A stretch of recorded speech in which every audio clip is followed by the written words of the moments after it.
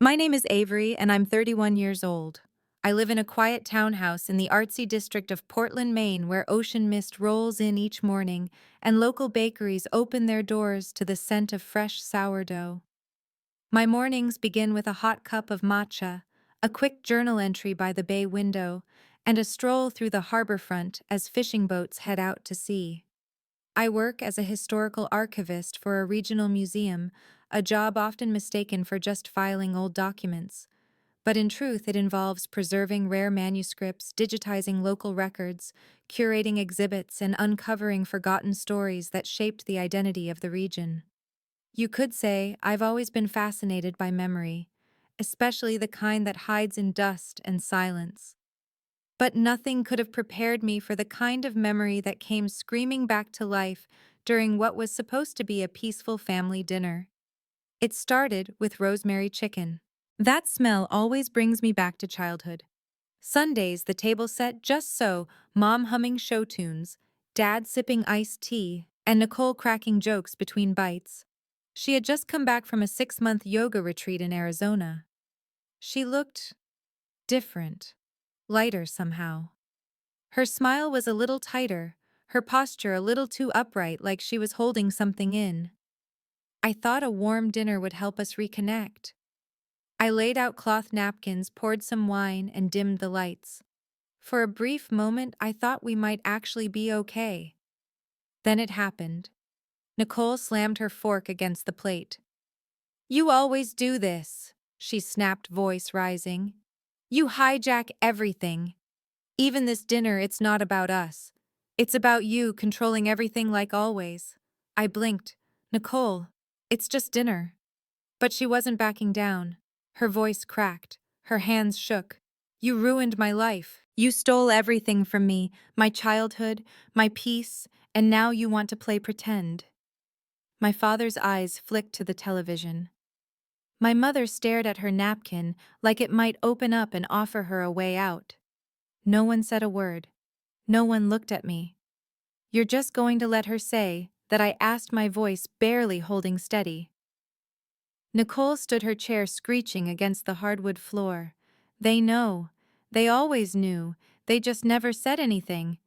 I turned to my parents. "Is that true?" Mom finally spoke, soft and tired. "Sweetheart, your sister has been through a lot." That's when I knew. I had been orphaned in the middle of my own family. I wasn't just the scapegoat. I was disposable. That night I packed with cold precision, each sweater folded like a silent goodbye, each pair of socks tucked in like a secret I no longer needed to keep. No one came upstairs. No one knocked. Nicole stayed in the hallway like a sentinel of rage, arms crossed and silent. Mom called out once from the kitchen, "Don't do anything rash," as if leaving a house that never protected me was an act of madness. I paused at the foyer mirror, the same one where Nicole and I once made silly faces as kids. I didn't see a villain. I saw a woman who had finally stopped apologizing for existing. I didn't cry. I didn't scream. I walked into the cool Portland night, suitcase in hand, heart somehow heavier and lighter at the same time. The streetlight flickered above me like a blinking eye that had seen it all. They say family sticks together. But sometimes, it's not love holding people close, it's guilt, tradition, and the fear of facing the truth. If you've ever stood up from a table where your worth was questioned, you know that silence can hurt more than shouting. If you haven't, let me take you into what happened next, when the silence turned into something darker. Share your thoughts on Nicole's decision. Was she being too harsh or simply protecting herself after years of pain? This question invites you to reflect and share your views on setting boundaries in family relationships and the importance of self-love and self-respect. Where are you listening from? Drop your location and local time in the comments. Thank you for listening to Nicole's story. Don't forget to share your thoughts and follow for more deep and meaningful stories. I didn't plan to leave permanently, at least not at first. I told myself it was just a cooling off period, a pause, a line drawn in pencil instead of ink. But as the days stretched into weeks and the silence from my parents remained firm and unyielding, that pencil line darkened into something more permanent. I moved into a small rental on the east side, a second-story apartment above a bookstore that smelled of cedar and old secrets.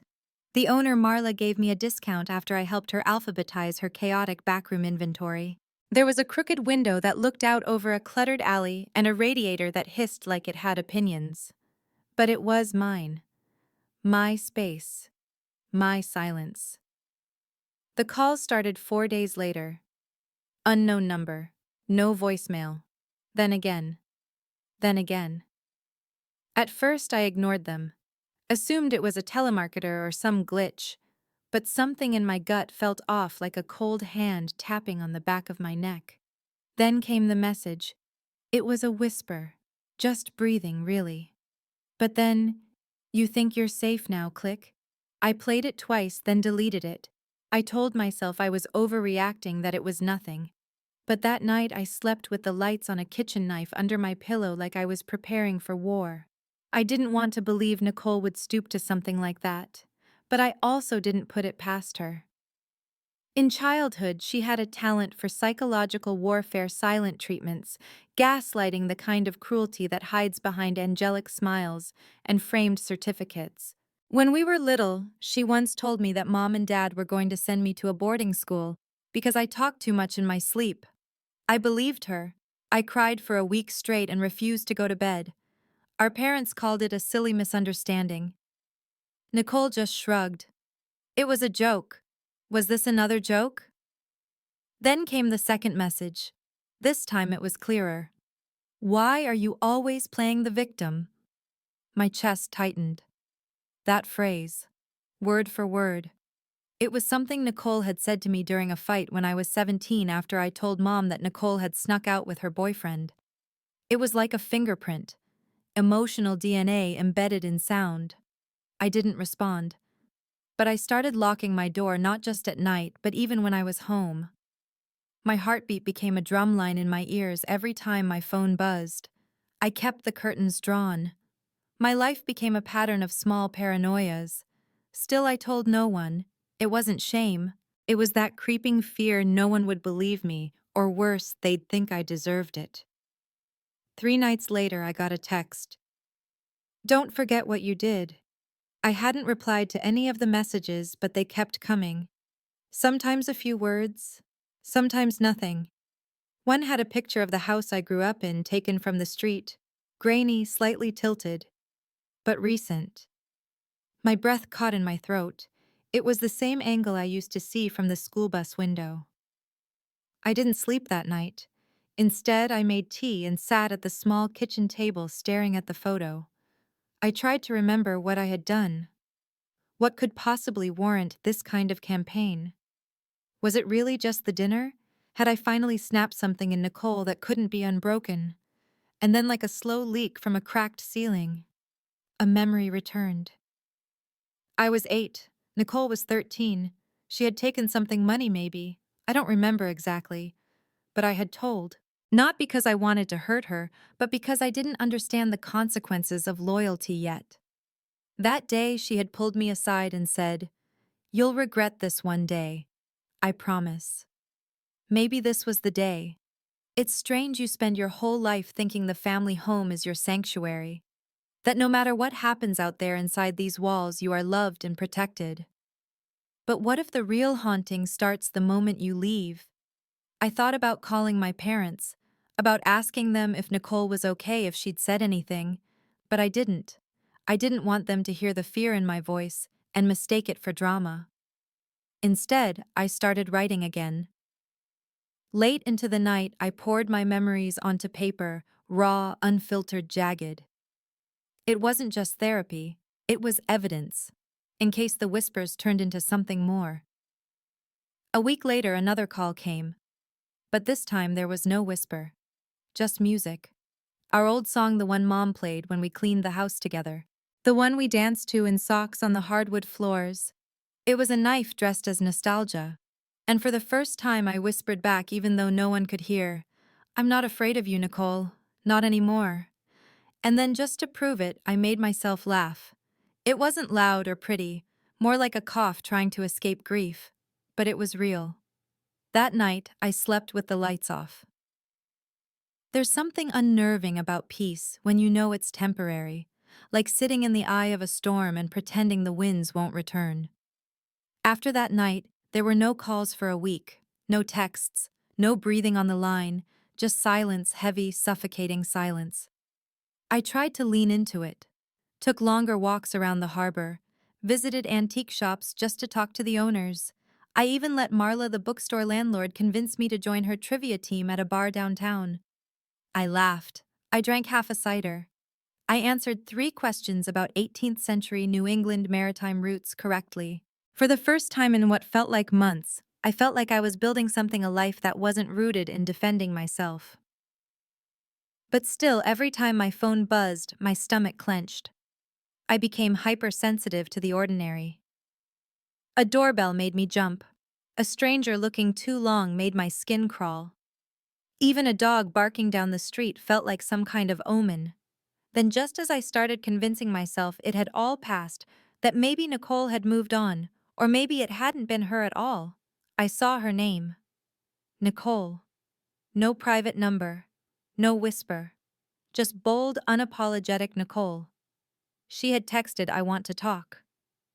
"I'm outside." I froze. My breath caught in my throat as I walked to the window and pulled back the curtain an inch. There she was, leaning against the lamppost like a scene from a noir film, her face shadowed, phone in hand. I didn't move. I didn't reply. I just watched her heart pounding. She stayed there for 15 minutes. Then she walked away. That night, I slept on the floor behind the couch with a bat I borrowed from Marla's storage closet. I didn't tell her why. The next morning, a note was slid under my door. "We both know the truth. Don't make me be the one to tell it." It wasn't signed, but her handwriting was unmistakable, the same loops and sharp angles she used when labeling our VHS tapes as kids. I didn't respond. Instead, I pulled down the box from my closet, the one labeled "Avery's Crap, Do Not Touch." Inside were old letters, school photos, and a worn-out leather-bound journal I hadn't touched since I moved out years ago. It was filled with childhood entries, most of them silly, some heartbreaking, but one stuck out. December 11th, 2003. Nicole told Mom I was lying again, said I made it up, but I didn't. He really did come into the room. I wasn't dreaming. I felt a chill run down my spine. My fingers trembled as I reread the entry. My breath shallowed. I had forgotten about that night. Or maybe I had buried it. As a child, I didn't have the words for what happened, just the dread. The unspoken horror in a hallway too dark and footsteps too soft. Nicole knew. I closed the journal and pressed it against my chest like a shield. Suddenly, everything made sense. The rage, the accusations, the coldness from my parents. I hadn't ruined Nicole's life, I had survived something she was forced to watch, or worse, keep secret. The betrayal wasn't about dinner.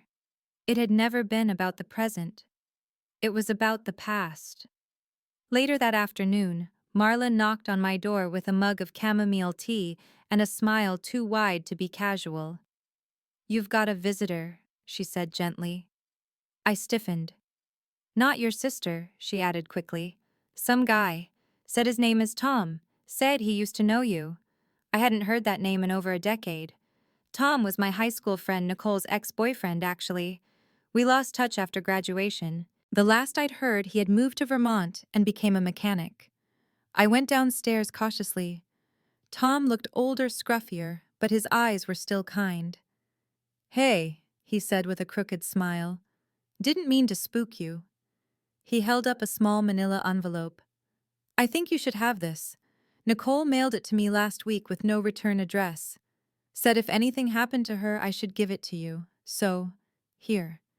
He handed it to me and left. No explanations, no questions. I stared at the envelope for hours before opening it. Inside was a single flash drive and a note. "You weren't crazy. I'm sorry I let them make you feel like you were." For the first time since she screamed at me, I cried.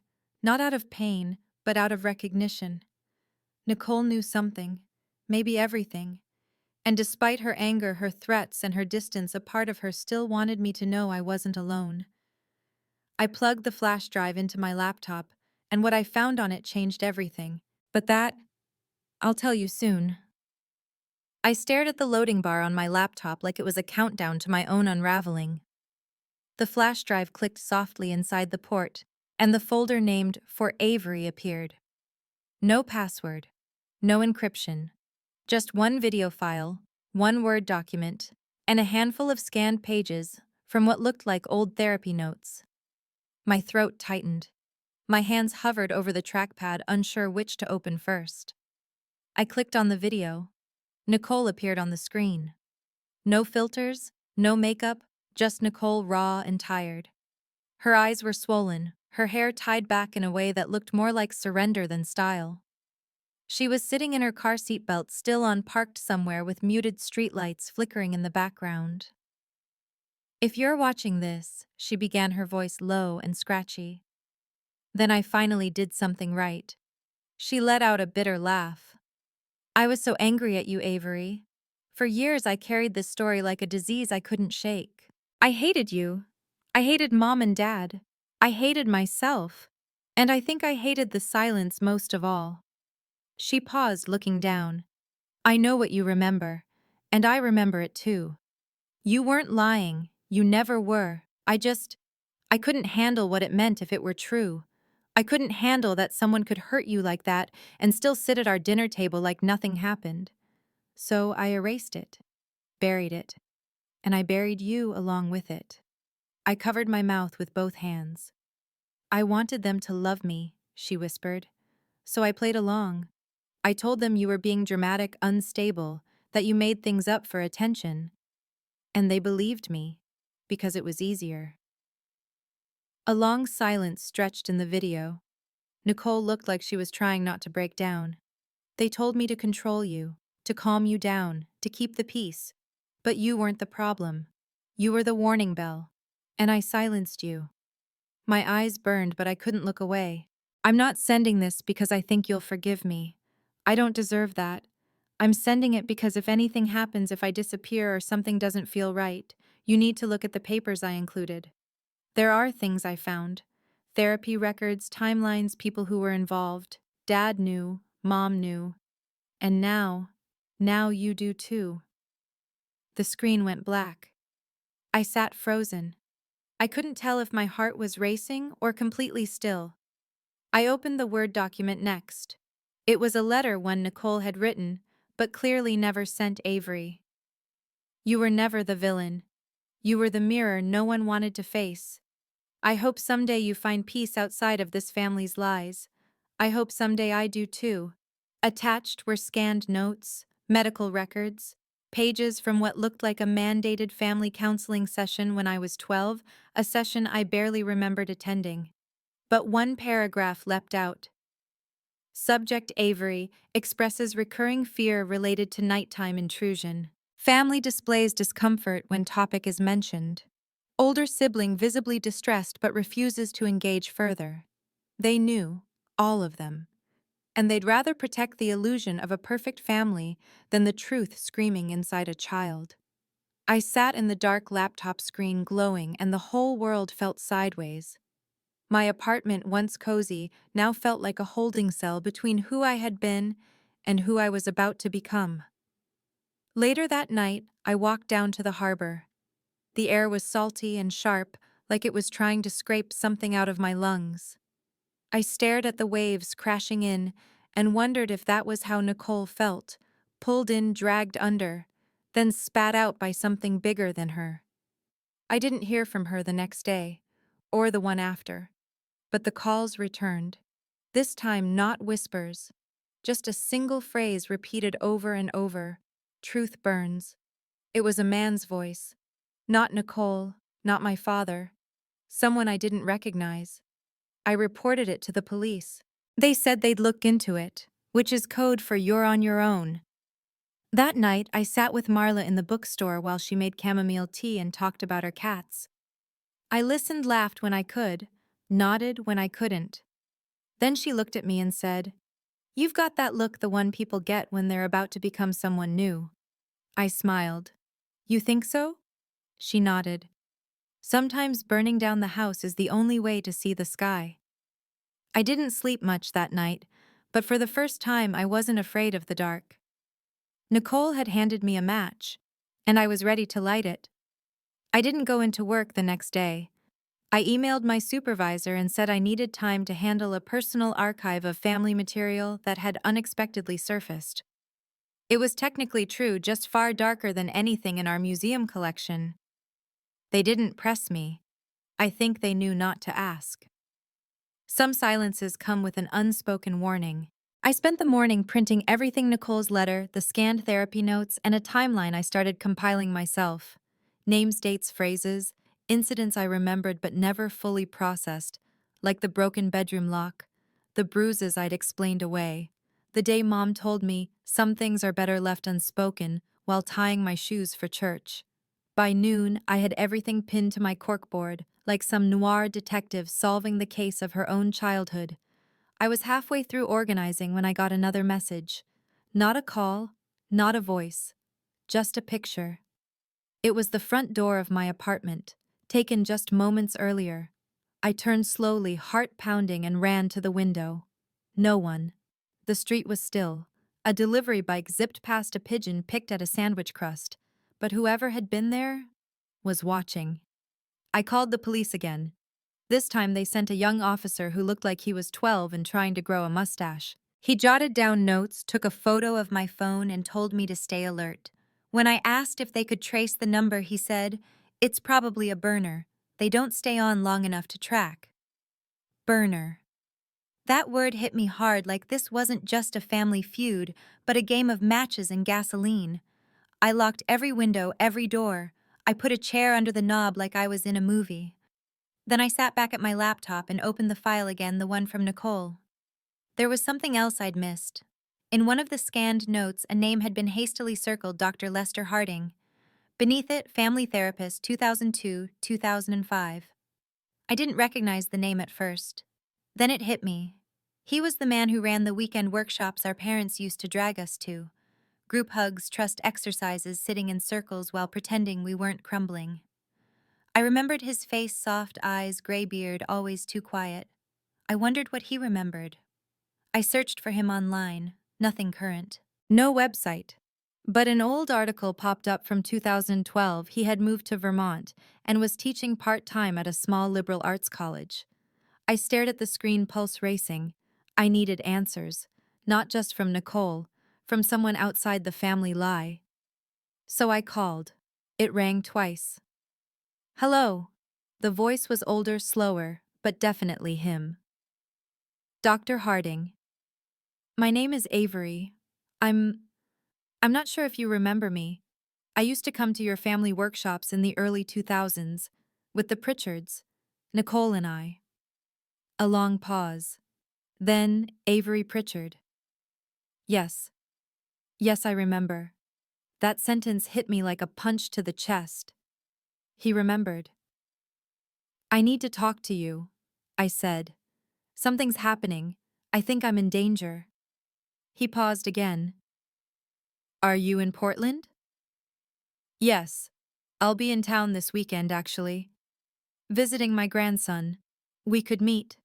Somewhere public. Safe." We agreed to meet Saturday morning at a cafe near the harbor. He insisted on it being open air, just in case, he said, which didn't exactly calm me down. That night I tried to relax. I watched mindless cooking shows, tried a face mask I'd bought months ago and never used. But beneath it all, my nerves pulsed like electricity under my skin. At 2:13 a.m., my phone buzzed again. He remembers too much. You won't like what he tells you. No name, no number, just fear dressed like a text. I didn't sleep after that. Instead, I made coffee at 4 a.m., sat on the floor with my journal, and began writing the story as I knew it from the beginning. Not as evidence. Not for Nicole. For me. I wrote about the hallway where the light bulb never worked. About the sound of breath I didn't recognize. About the way Dad always locked the downstairs door but never the one to our room. I wrote about the times Nicole looked at me like she wanted to say something, but swallowed it like poison. I wrote until dawn. When the sun finally rose over Portland and lit up the fog-streaked windows of my apartment, I felt hollow, but free. Like I had finally told the truth, even if only to myself. And in that silence, with pen still in hand, I realized something. This wasn't just a story about survival. It was a reckoning. Saturday arrived wrapped in a cold mist, the kind that clings to your jacket and creeps into your collar like a whisper you weren't ready for. I wore a gray wool coat, pulled my hood low, and headed to the Harbor Cafe, where I was supposed to meet Dr. Lester Harding. I got there 15 minutes early, my nerves pacing faster than my feet. The outdoor patio was nearly empty, just a barista inside, humming some indie folk song, and the faint clink of porcelain from a breakfast being plated. At exactly 9 a.m., I saw him. He looked older than I remembered, with deep creases in his face, and a cane in his left hand, but his eyes were still sharp. He moved slowly but deliberately toward my table. "Avery," he said softly, like the name itself was something sacred. "I was hoping I'd never have to see you like this. Like what I asked, though, I already knew. Chasing ghosts you didn't bury." We sat. I ordered chamomile tea. He didn't order anything, just folded his hands and looked at me like he'd spent years preparing for this. "I got your call," he began. "And it didn't surprise me. I always thought there might be more under the surface with your family. But there were limits to what I could do." "You remember what happened?" I asked, trying to keep my voice steady. "I remember what didn't happen," he said. "Your parents kept shutting conversations down. They'd cancel sessions last minute. Nicole tried once to tell me something, but your mother interrupted. And then you stopped coming." I swallowed. "Nicole sent me files, notes, a video." His eyes didn't widen. He just nodded, slow and sad. "She was always torn. Wanted to protect you, but also needed their love. She said something happened, something they buried." He leaned back, stared at the mist rolling over the water like it held secrets of its own. "Nicole wasn't the only one keeping something quiet.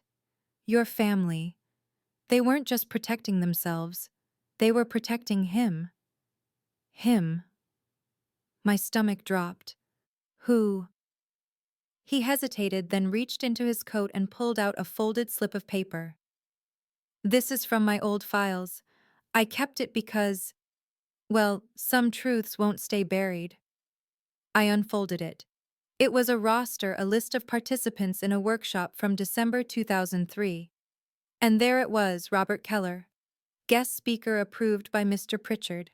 Robert Keller. That name meant nothing to me at first. But then I remembered. The man with the too smooth voice. The one who led visualization exercises. Who once asked me at age 9, "How do you feel in your skin?" My blood ran cold. "He was a friend of your father's, Doctor," Harding said quietly. "Came in for a few weekends. I found out later he wasn't licensed. And he was questionable." "You think he hurt me?" I asked, already knowing the answer. "I think he was given access. And I think your sister knew. Maybe even witnessed something." The pieces started falling like dominoes inside my chest. Nicole's rage, her guilt, my fragmented memories, the things that didn't make sense, the sudden move in 2004, the police cruiser I once saw outside our house that no one explained. "He's still out there?" I asked. Dr. Harding shrugged. "Maybe. But the paper trail ends around 2010. That's when your family changed their name on some financial documents. I always thought they were covering something. I wanted to scream, to cry. But instead I just whispered, 'Why didn't anyone protect us?'" He didn't answer. I sat there for a long time after he left, just staring at that cursed name on the page. The fog began to lift, and the harbor came into view again, boats bobbing, like nothing had happened, seagulls calling out like they weren't flying above broken lives. When I finally returned home, I found an envelope taped to my door.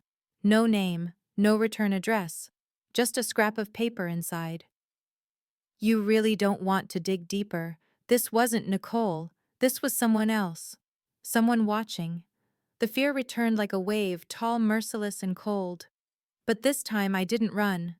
I pinned the note beside the others on my wall and wrote underneath it in red ink, "Oh, but I do." That night I poured myself a glass of wine, cheap, bitter, and oddly comforting, and sat by the window with Nicole's flash drive in my lap. I felt closer to her than ever, like the stories we never told had finally connected us in a way that childhood never could. It was no longer about choosing sides, it was about choosing truth.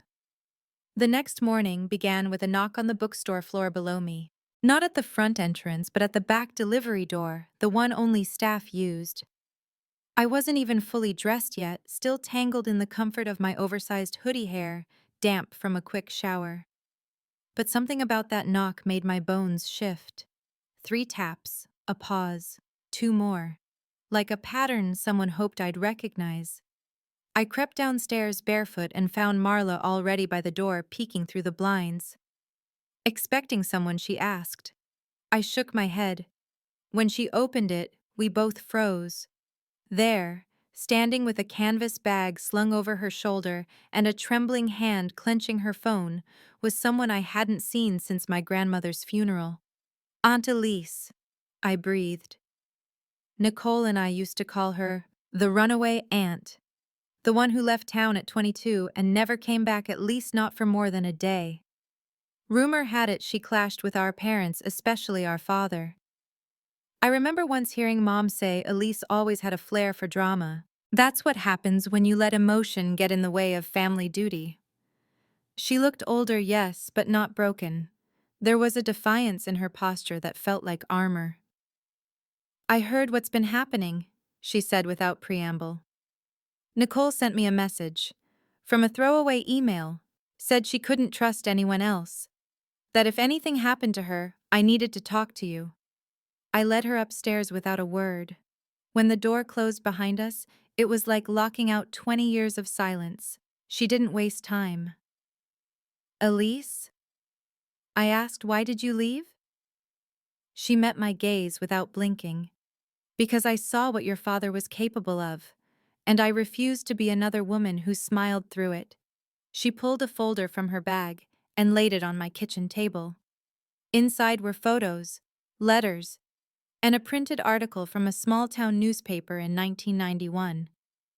The headline made my breath catch: "Local school counselor removed after allegations involving minors, no charges filed." The article was about Robert Keller. "I recognized him the first time your dad brought him around," Elise said. "And when I confronted your mother, she told me I was making it up, that it was handled." A week later, I was asked not to come back to the house. I sat down. "So it's true. Everything Nicole said. Everything I remembered.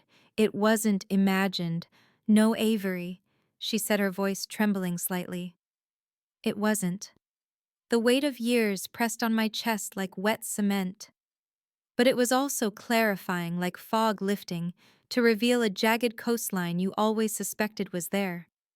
She said Nicole sent her something, I whispered. "A message." "When 3 weeks ago," Elise replied. It was short. Just said, "He's still watching. I think he knows I remember. If anything happens, tell Avery the truth." I exhaled shakily. "I don't even know where she is now." "She's in hiding," Elise said, eyes darkening. "She wouldn't tell me where, but she's scared. And that means you should be too." We sat in silence for a moment, surrounded by the ghosts we had just named. Then Elise reached into her coat pocket and pulled out a small silver pendant. It was the one Nicole used to wear in high school, a tiny star etched into the surface. "She left this in my mailbox," Elise said. "Said if I ever saw you again, I should give it to you." I took it gently. The weight of it in my palm was small but undeniable. Like a piece of her, I could carry a fragile truce between sisters who were always on opposite sides of the battlefield. That night I couldn't sleep. I kept the pendant by my bed alongside the flash drive and Elise's folder.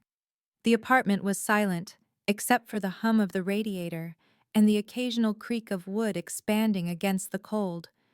And then, a sound. Not my phone, not a knock, but my laptop powering on by itself. The screen flickered.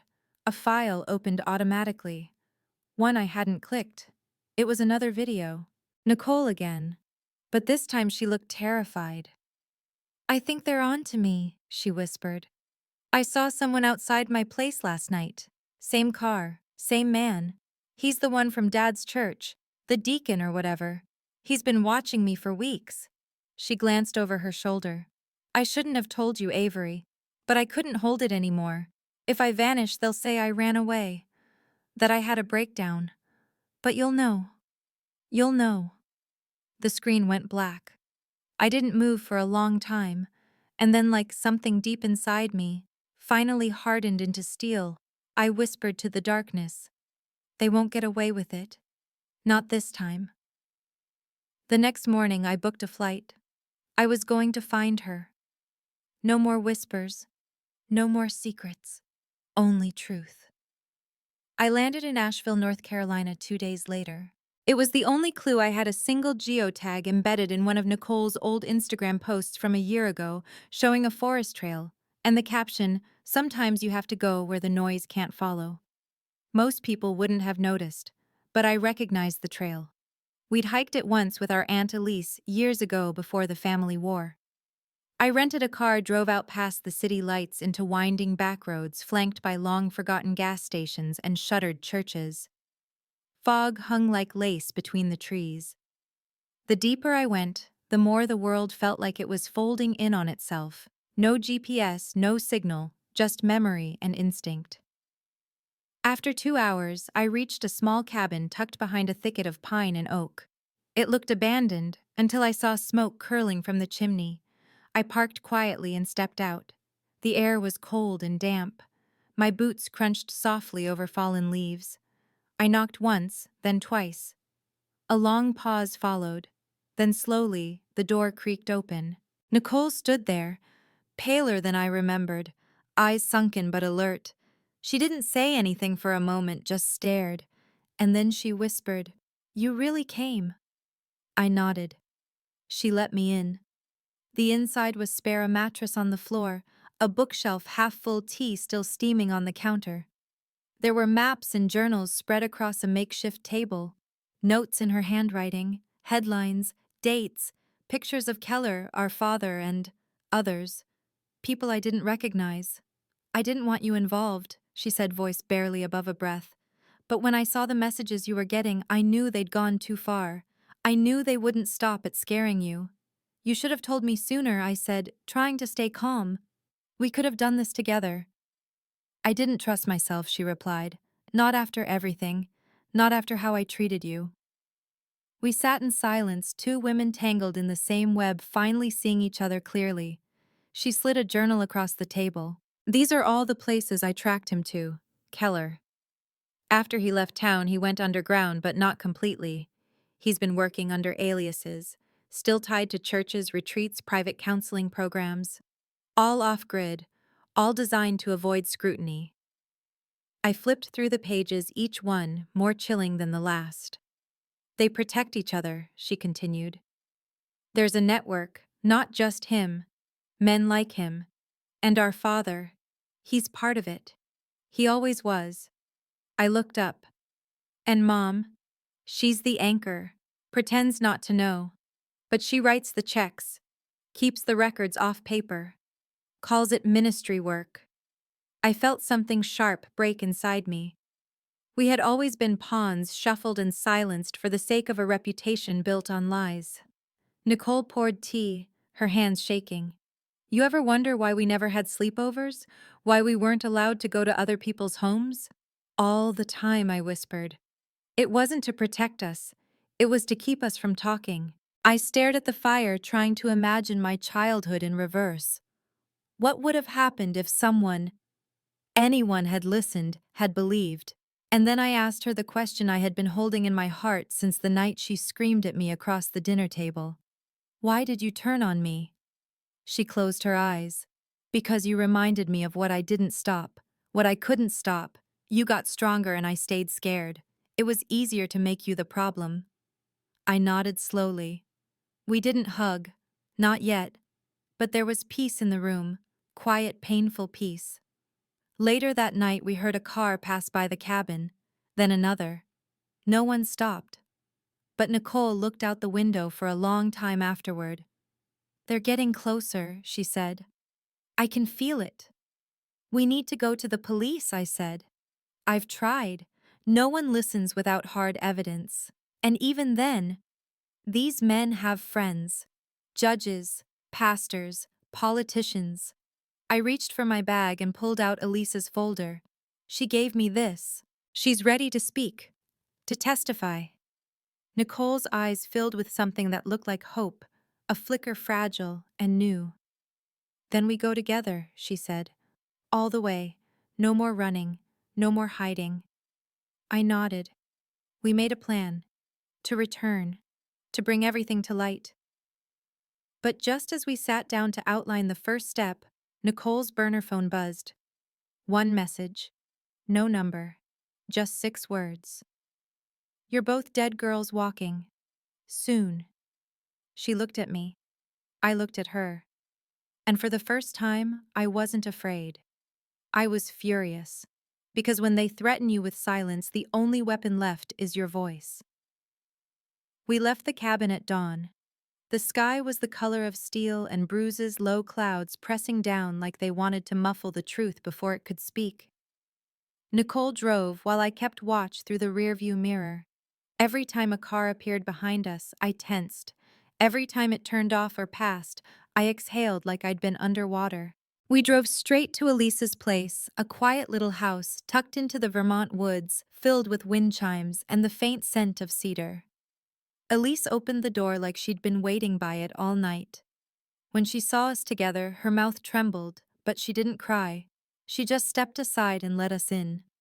We sat at her dining table and spread out everything: Nicole's journals, Elisa's newspaper clippings, the therapy notes, the photos, the flash drive, the messages. It looked like chaos, but it told a story. A story that had lived in whispers for decades. "We'll need more than this," Elise said. "But it's a start." We contacted a lawyer.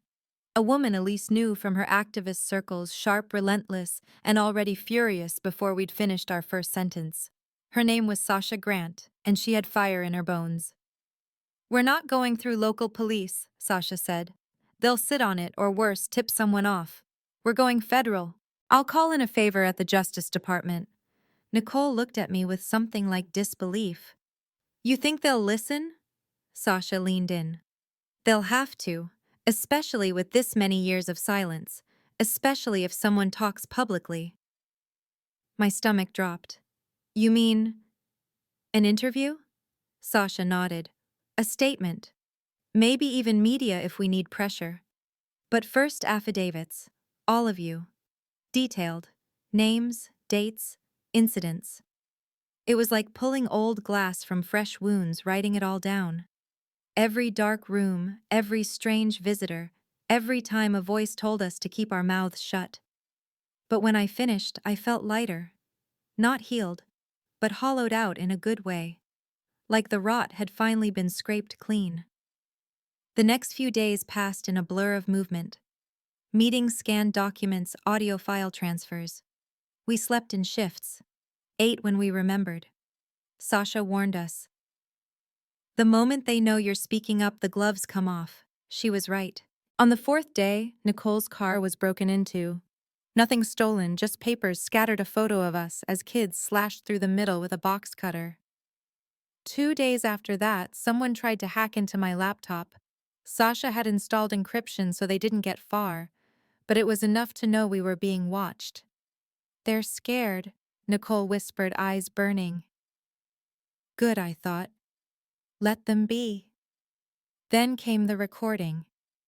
A padded envelope arrived at Elisa's door with no return address. Inside was a USB drive and a note for the girl who remembers everything. "Let's see if you remember this." The file was grainy, an old camcorder video.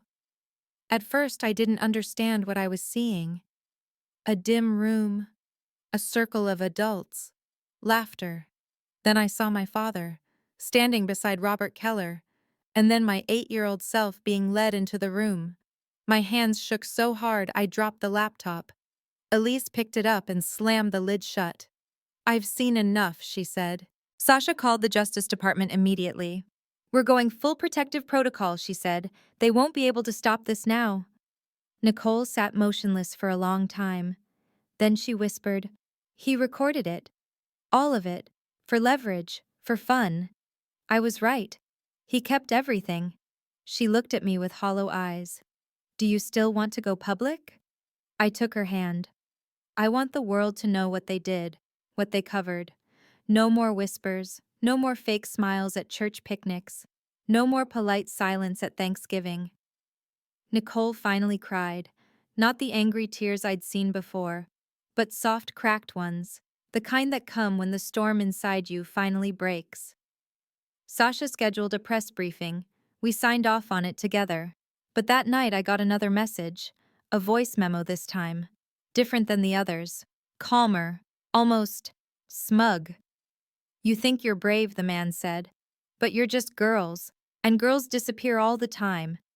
I didn't flinch. I sent it to Sasha. She called the feds.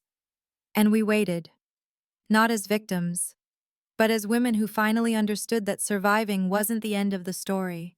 It was just the beginning of taking it back. The morning of the press conference, the sky broke open in a cold, relentless rain. Nicole and I stood side by side behind the courthouse, huddled beneath a shared black umbrella, while Sasha paced nearby reading her notes aloud for the 10th time. I barely heard her. The blood in my ears was roaring. My hands felt like ice. Elise stood with us dressed in gray slacks and a navy blouse that made her look 10 feet tall. She didn't say much, didn't need to. Her presence was a kind of armor. She had waited 20 years for this. The conference was held in a small room inside the federal building packed wall to wall with reporters. Cameras flashed. Microphones clustered together like vultures. And behind the podium, Sasha stood the only one in the room completely unshaken. She began with facts, dates, evidence. Nicole and I had given our sworn statements 2 days earlier, backed by documents, a team of lawyers, and most importantly, that horrific video recording. Elise's testimony added weight, everything tied together like a map of buried bodies, and Sasha handed them the shovel. When it was my turn to speak, my hands trembled as I walked to the mic, but my voice didn't crack. "My name is Avery Pritchard. For years I believed I was the problem in my family, that my memories were distortions, that my silence was loyalty. But I was wrong.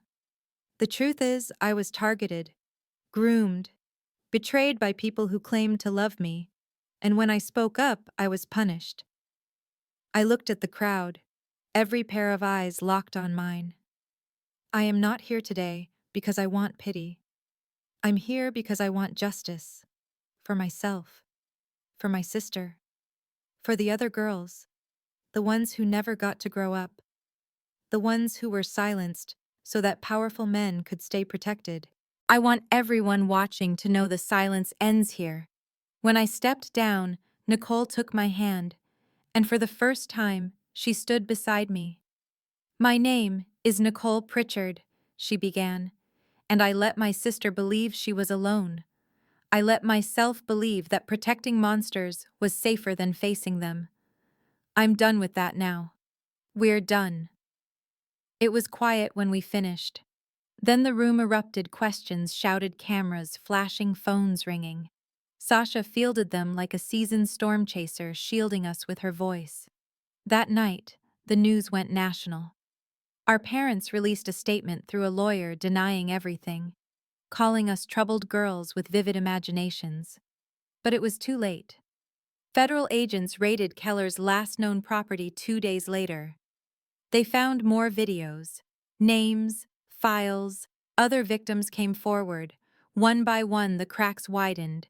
The church board that protected him under investigation. The therapists who covered it subpoenaed. Our father indicted. The calls stopped. The texts stopped. The fear did not completely. I still jump at the sound of a doorbell. I still check my rearview mirror more than necessary. But there's something else now, too.